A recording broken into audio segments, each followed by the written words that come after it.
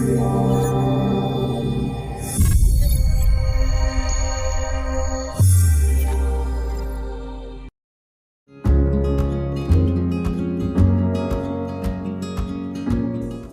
there, this is Christian with RepairPricer.com. We're just going to give you a quick tutorial today on how to read our reports, whether this is the first time seeing one or you just need a quick refresher. This video will give you all the information you need to understand our reports and show you how you can use during your negotiation process.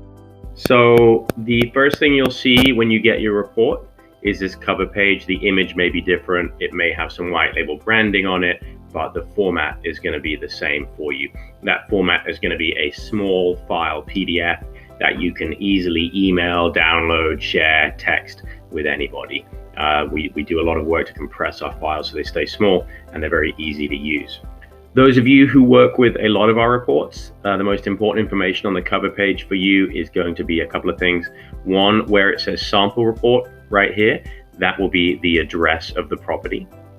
And then you will also see a timestamp and a date stamp here that is going to show you when this report was published. The reason that's important is if you had to come back and add more information after the fact, after your home inspection, say the inspector got there and the gas was off, and the inspector had to come back and give us more information to complete our report, it's going to show you the latest version using this timestamp. You can find out exactly when it was last published.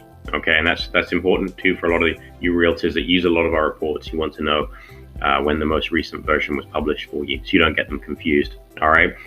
Something else you're going to see is the name of the pricing expert who worked on your report, and also a link right here that says questions. Click here to get help. That's going to link you directly to our knowledge base and to our support team. So if you do have some questions when you get your report back, or even before you get it back, and you're viewing this sample, you can actually click that link today, and that is live. The next page you're going to see is what we call the summary page. This is just a very quick overview of your report if you don't want to get too granular and look at individual items, or if there were major areas of concern, it's going to rank those areas by contractor type. So for instance, this sample report, it looks like the electrical system had more issues than anything else. So it's going to show that to you, just in case you do want to bring somebody else out to the property and look at these major items. It's going to let you make that decision and see which areas need the most investigation. Okay, it's also going to show you something called the whole home estimate. Now, this is important that you understand how this works. The numbers you see on the left-hand side are created from the individual items, and it simply just adds those up for you. Okay, and the reason that's different to the whole home estimate is that most contractors are going to charge you a trip fee when they come to the property. Okay, so the numbers you see on the left there are going to include those trip fee charges. However, if you were using a general contractor to come out and have a team fix everything in the house and make it as if it was brand new today, fix every single tiny item found in the report, that is what we use to generate the whole home estimate. So if you went and added all those item totals on the left-hand side, the electrician, the painter, the carpenter, you would find that number is actually a little bit higher than the whole home estimate, because again, the whole home estimate is based and projected as if you got one team to come out and fix the property at one time. Okay, which normally you wouldn't really do that. Most people find that a lot of these items and defects, you can kind of move past them and live with them, but we give you that number just in case you did want to know what's my long-term kind of ownership cost protection, as if I made this home brand new today. The next pages you'll see after your summary page are where we get very, very granular with the items noted in your home inspection report. And these are not ranked specifically in the order they're found in the report. They are ranked by contractor type. So you will need to use a few things to reference back to them as you compare our report. As I said, you will find that it's ranked by contractor type. So as we read through this report, the first item we're going to see is a mason. It's saying that a mason is required to come out and fix some items on this home, or at least evaluate them. What you will also notice is we actually bring in the original comments from the home inspector.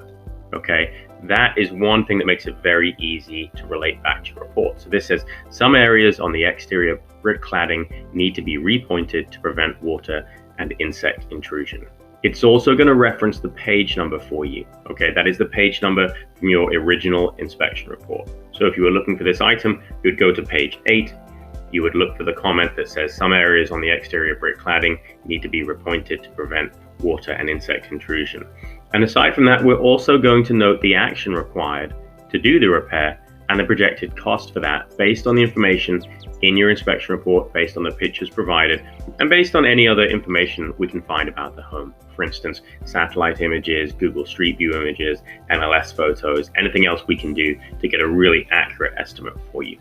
What you will see is that we go through and add every single item found in your report, and we also provide you a very simple subtotal for each contractor type. That is the same number you would see on the summary page on the left-hand side.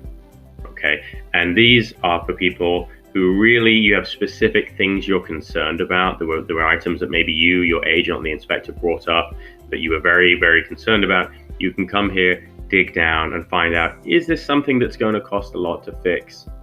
Or is this something that, maybe you could deal with or have fixed after you move into the home?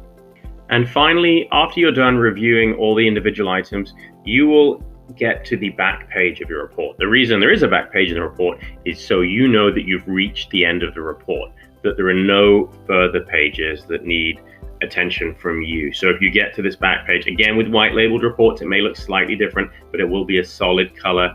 It has the information about Repair Pricer on it, and it will also have, again, that link to customer support. I really hope this was useful to you in understanding your report and learning exactly about how Repair Pricer works. Again, if you do have any questions, you want to talk to somebody, you need to find out more information. If you have a report or this sample, you can click this link, questions, click here to get help, or simply email support@repairpricer.com or visit repairpricer.com/support.